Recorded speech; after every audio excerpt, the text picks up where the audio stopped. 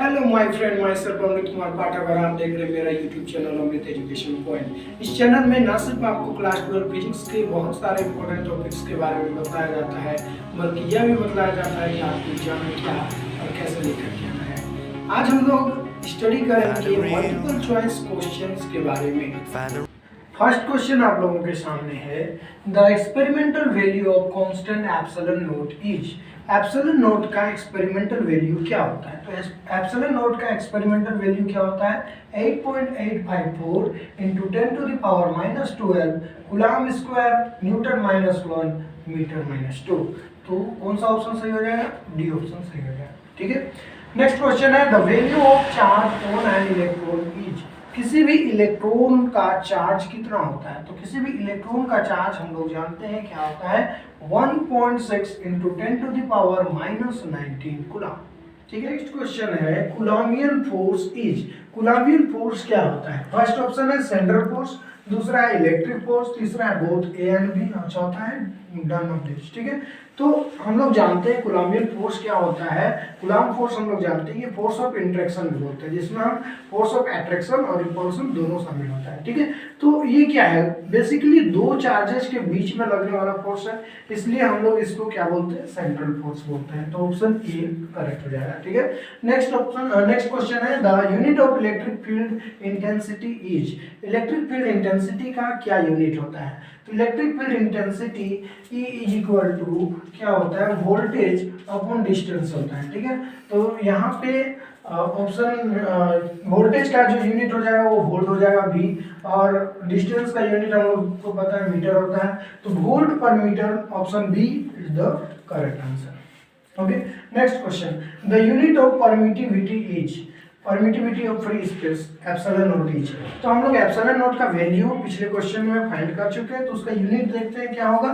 तो उसका यूनिट होगा coulomb square newton -1 metre -2। Next question है, what is the value of 1/4 pi epsilon naught. तो 1/4 पाई एप्सिलॉन नॉट क्या होता है? फोर्स कांस्टेंट होता है, जिसको हम k से डिनोट करते हैं। तो उसका जो वैल्यू होता है वो क्या होता है? 9 into 10 to the power 9 newton metre square पर कूलम स्क्वायर होता है। ठीक है, तो फर्स्ट ऑप्शन सही हो जाएगा। नेक्स्ट है, the unit for electric charge is. किसी भी इलेक्ट्रिक चार्ज का क्या यूनिट होता है? तो हम लोग जानते हैं चार्ज का यूनिट क्या होता है? कूलम होता है। तो option D is the correct answer. Next question है, what is the cause of charging. किसी भी बॉडी के चार्ज होने का रीजन क्या होता है? क्या कारण होता है? क्या काउज होता है? उसका बेसिकली दो ही कारण होता है, या तो इलेक्ट्रॉन का गेन होगा या तो इलेक्ट्रॉन लॉस होगा। ठीक है, तो यहाँ पर both A and B this. Next question है, when a body is charge its मास।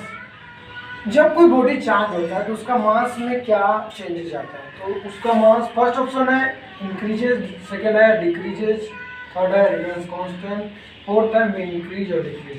तो देखिए, जब भी कोई बॉडी चार्ज होता है तो उसका मास पर उसका कोई भी फर्क नहीं पड़ता है। ठीक है, वो या तो इंक्रीज भी कर सकता है या फिर डिक्रीज भी कर सकता है। तो नेक्स्ट सबसे लास्ट ऑप्शन बी जो है वो करेक्ट हो जाएगा, में इंक्रीज और डिक्रीज। नेक्स्ट है, a charge Q is enclosed in a cube, what is the electric flux associated with one of the force of the cube. ठीक है, तो यहाँ पे क्या है कि यदि कोई क्यूब में चार्ज जो है सेपरेट है, तो इसका जो टोटल फ्लक्स होगा वो क्या होगा? तो टोटल फ्लक्स यहाँ पर क्या हो जाएगा? Q/6 एप्सिलॉन नॉट है, Q/6 epsilon naught. Option number D is the correct answer. Next question है आपका, if a point charge Q moves around a circle about the charge Q, then the work done by the charge is.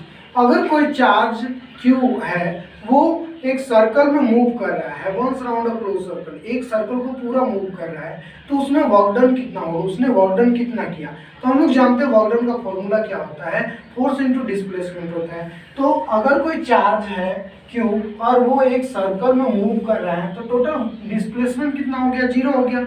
तो obviously क्या हो जाएगा? Work done भी क्या हो जाएगा? 0 हो जाएगा। तो first option 0 is the correct answer. ठीक है, नेक्स्ट है question, a soap bubble is given a negative charge, then the its radius will be. अगर एक सोप बबल है, उस वह जो है नेगेटिव चार्ज दे रहा है, ठीक है, एक सोप बबल जो है वो नेगेटिव चार्ज दे रहा है, तो उसका रेडियस में इसका क्या चेंज होगा, रेडियस क्या होगा, बढ़ेगा या घटेगा, तो रेडियस इसका क्या हो जाएगा, इंक्रीज हो जाएगा, बढ़ जाएगा। ठीक है, क्वेश्चन है आपका, torque acting on an electric dipole moment P placed in a uniform electric field E। जब कोई डाइपोल को हम एक यूनिफॉर्म इलेक्ट्रिक फील्ड में E में रखते हैं तो वहाँ पर जो टॉर्क एक्सपीरियंस होता है वो किसके बराबर होता है, तो जो टॉर्क एक्सपीरियंस होता है वो P क्रॉस E के बराबर होता है। इसके बारे में अगर आप डिटेल में जानकारी चाहते हैं तो डिस्क्रिप्शन बॉक्स में जाइए, वहाँ पर हमने एक वीडियो अलग से बनाया हुआ है torque on a dipole on electric field के बारे में, तो उसमें हमने इसके बारे में बहुत ही अच्छी तरह से आपको समझाया है। उस वीडियो को आप डिस्क्रिप्शन बॉक्स से पा सकते हैं। ठीक है, नेक्स्ट आते हैं नेक्स्ट क्वेश्चन में। पॉजिटिवली चार्ज बॉडी हैज, एक पॉजिटिवली चार्ज बॉडी है तो उसमें क्या होगा, एक्सेस ऑफ इलेक्ट्रॉन होगा, इलेक्ट्रॉन बहुत ज्यादा मात्रा में होगा, बिल्कुल नहीं। ठीक है, डिफिशिट ऑफ इलेक्ट्रॉन्स, मतलब इलेक्ट्रॉन्स की कमी होगी। तीसरा ऑप्शन है एक्सेस ऑफ प्रोटॉन, प्रोटॉन अधिक मात्रा में होगा। और चौथा ऑप्शन है डिफिशिट ऑफ प्रोटॉन, प्रोटॉन कम मात्रा में होगा।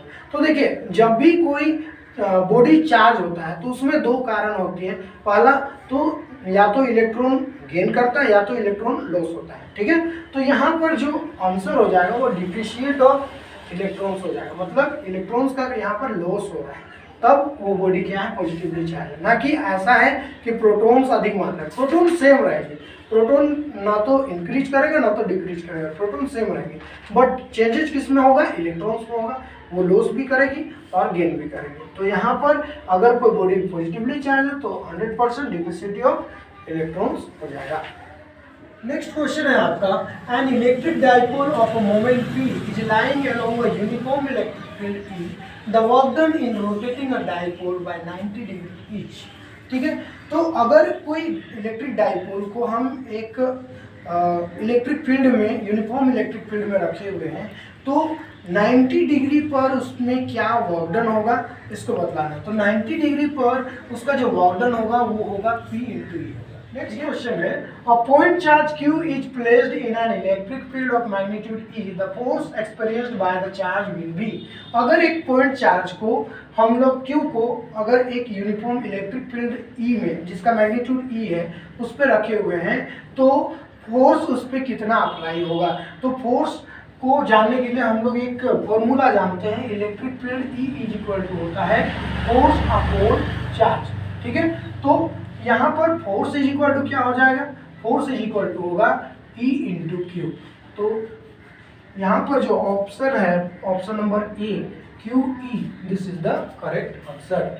नेक्स्ट क्वेश्चन है आपका, how many electrons constitute 1 coulomb of negative charge. एक नेगेटिव चार्ज, अगर आपके पास एक कूलम का नेगेटिव चार्ज है तो उसमें नंबर ऑफ इलेक्ट्रॉन्स कितना होगा, नंबर ऑफ इलेक्ट्रॉन्स क्या होगा, 6.25 into 10 to the power 18 electrons होगा। ठीक है, नेक्स्ट क्वेश्चन है, a glass rod rubbed with a silk acquires a charge plus 1.6 into 10 to the power minus 12 coulomb, what is the charge on the silk. बोल रहा है कि अगर एक ग्लास रॉड का पर चार्ज कितना है, plus 1.6 into 10 to the power minus 12 coulomb है, तो एक सिल्क क्लॉथ पर कितना चार्ज होगा, तो उस पर जो चार्ज होगा वो नेगेटिव में होगा। इसी ग्लास रॉड के चार्ज के इक्वल मैग्नीट्यूड में होगा बट नेगेटिव होगा, क्योंकि ग्लास रॉड क्या होता है, पॉजिटिवली चार्ज होता है और सिल्क क्लॉथ क्या होता है, नेगेटिवली चार्ज होता है। तो यहाँ पर जो चार्ज होगा वो minus 1.6 into 10 to the power minus 12 coulomb हो जाएगा। नेक्स्ट क्वेश्चन क्या है आपका, it is possible to have a positively charged body